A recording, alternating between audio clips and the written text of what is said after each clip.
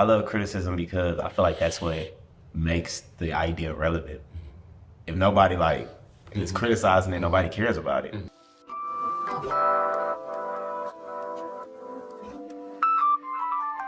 How y'all feel about, I'll ask you first, how you feel about people, when people criticize your work, how do you feel about that? Or how do you deal with people criticizing your work? Better question. So if someone criticizes me, I listen, and, I either apply it or I don't apply it.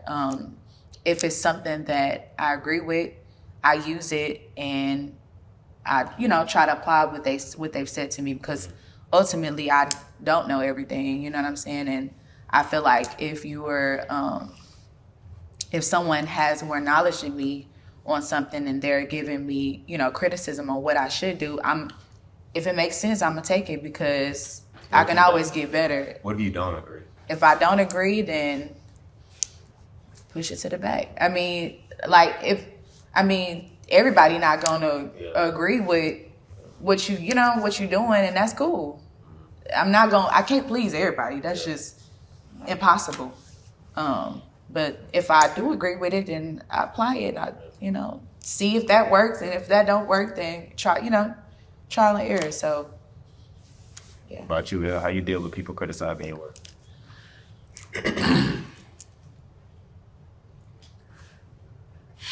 Poorly. I take it super personal. Because it is me. My work is me. And so I take it extremely difficult. It's a very difficult thing for me to experience criticism, but I think that that's good for me, because it allows me an opportunity to be self-aware, because I don't know what it feels like to experience me. I know what it feels like to be me. But I don't know what it feels like to experience me. And criticism for me has been the greatest tool in my growth. But also make challenge. But it's as much as it enables growth, it enables so much emotional processing with that, because it is so personal. And because I take it so personally, but it enables growth, and that growth enables a better product in who I am and how I'm designed. I always apply the criticisms, every one of them. I apply all of them to who I am. And the reason why is because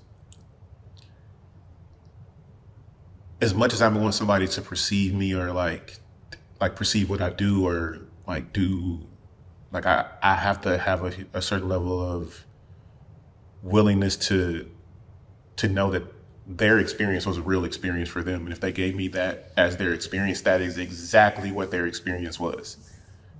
Unless they misspoke and then they come back to me and they correct it. But otherwise, I'm taking it exactly as it is.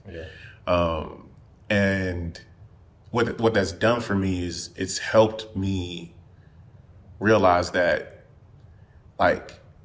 whether I like or dislike, whether I can or cannot apply it based on my experience or my preference, that it should be a certain filter that's a part of my governor, how I conduct myself, how my moral fiber, who I am, how I show up, what I like, don't like, all of the things, all of my behaviors, they have to be rooted in it. I have to take that into stock. Because that may be applicable for this particular type of thing, but it may not be applicable for this. So I know that in these circumstances, I need to know that this is how I show up in this space, and this is how I've manifested and whatever. So it got critique. But it's the same thing about intensity, right? I'll use that as an example.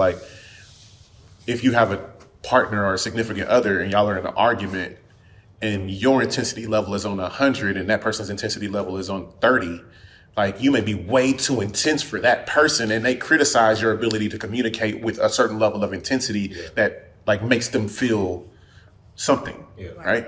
But then in sports, if you have a certain level of intensity and your intensity is on 100 and this person's intensity on 30, at the end of the game, coach wants the defensive intensity to be at a all-time high. So it's like it's applicable to a certain. You get what I'm saying? Yeah. So it's like, I'm an intense person. Like, you're too intense. Like, you're intense. Okay, yes, I am intense. But I also need to know that within my governor, when I should apply that intensity and when I shouldn't apply that intensity. So that's why I have to take it all in. You know what I'm saying? Okay. Yeah. That's it made me think. I know that could be like emotional, like roller coaster. As I told you, it's exhausting. Bro. Like, it's exhausting being me. For myself, like, I love criticism because I look at it like this. How I look at it. I just say this first. I love criticism because I feel like that's what makes the idea relevant.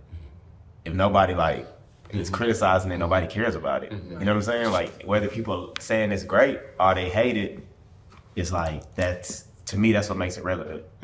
And for myself, I'm so unattached to where people have an opinion about it. That's enough for me. Because I'm so unattached to whether it's something somebody saying positive things about it, like, that don't really move me. And then on the other end of that is people saying negative stuff about it. It also doesn't move me. Exactly. Yeah. I was reading in this book. I'm not gonna say it because I don't want to give it no plug, but we ain't get paid for that. Hello. Put them on. You know what I'm saying? Like, you know what I'm saying? Like, no. But the line in the book said to be choiceless in your observations, right? I love that line because it allows me to say, okay, I can see this observation, aka a criticism, and I can be choiceless with it. I don't have to say that it's good or bad. I don't have to say that it's positive or negative. I can say it's that. That's what I'm hearing you. Yeah. You're letting me know something. It's information. That's it. That's what criticism is. It's information.